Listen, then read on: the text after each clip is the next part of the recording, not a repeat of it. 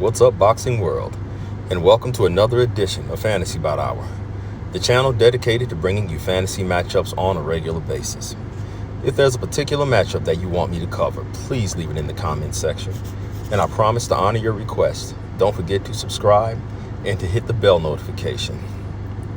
The fight that I'll be bringing to you in this video comes by way of request, and it is coming from Joshua C.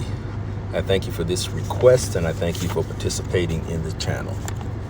The fight that he mentioned is one that most of the boxing world feels should have happened. There's different reasons why people say that it didn't happen, but the point is it didn't happen and it should have. It's definitely one that I would have liked to see, and I'm sure that most of you would have liked to see. And that is Lennox Lewis versus Riddick Bowe. I can't say it enough. These guys were supposed to fight. But there's a few factors to consider in this fight. I know that a lot of people said that Bowe ducked Lewis.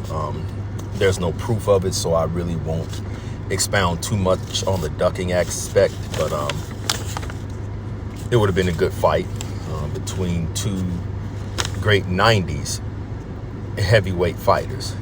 And in my opinion, the 90s was the best era for heavyweights. Hands down. No disrespect to any other era, but the 90s was it as far as the heavyweights. I mean, those guys were gladiators. They all fought each other. They all fought often.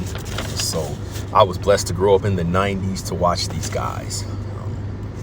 Don't want to see any exhibition. Don't do any exhibitions.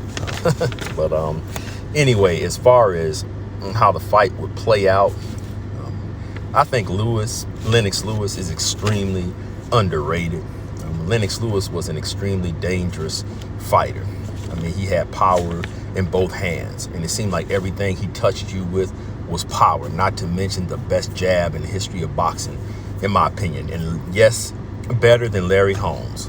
So, and Lennox Lewis had a power jab, and he would double the jab, triple the jab, quadruple the jab, throw the jab up, throw it down, and set you up for a straight right hand or set you up for a right cross. Yeah, I mean, Lennox Lewis was a big guy, tall guy. I mean, and just threw every punch.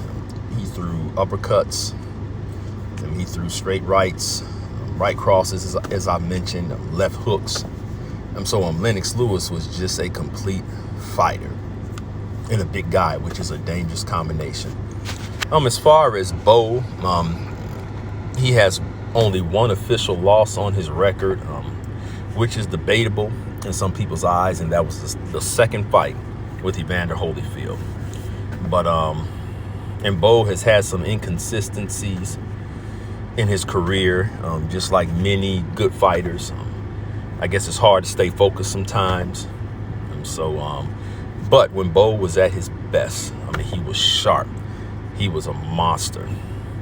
I mean, he threw quick, hard punches. And particularly the first Holyfield fight, that's when Bowe was at his best. And so that Bowe would give anyone problems. That Bowe would beat a prime Mike Tyson. Yes, I said it. That Bowe would beat a prime Mike Tyson. But nevertheless, he's fighting Lennox Lewis right now in this hypothetical matchup. I think that Bowe has a better chin than Lennox Lewis.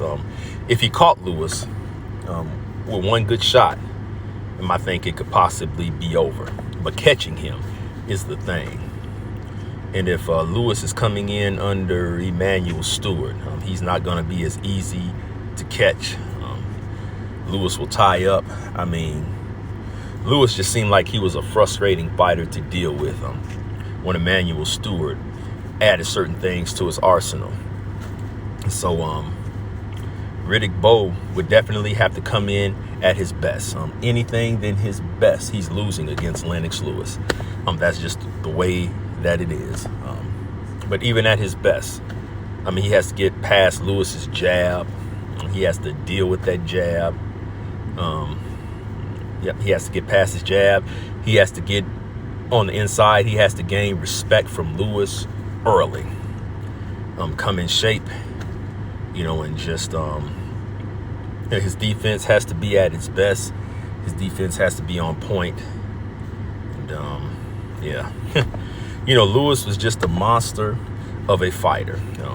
Some people look at his 2 knockout losses, and what people don't understand is that can happen to anybody, especially at heavyweight, where one punch changes everything. And back then, we weren't obsessing about undefeated records and all this craziness. I mean, when you fought often and you fought the best on a regular basis, of course you were going to take losses because you were in there with true fighters. So I don't really count those 2 losses against him.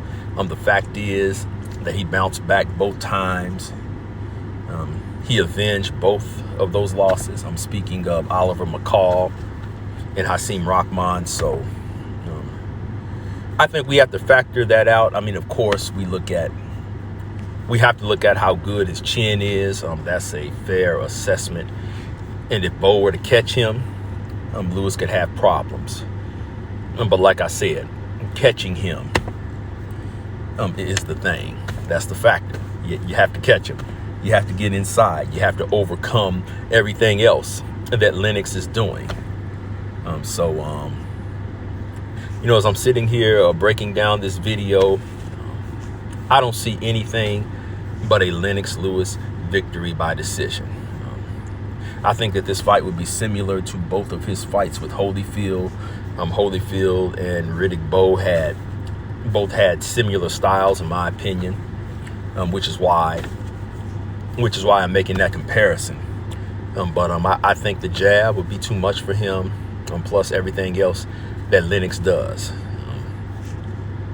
Lennox Lewis is a very discouraging fighter. He discouraged David Tua to where David Tua just stopped trying early on in the fight. So Lennox Lewis just has that effect on you. And Lennox Lewis beats you psychologically.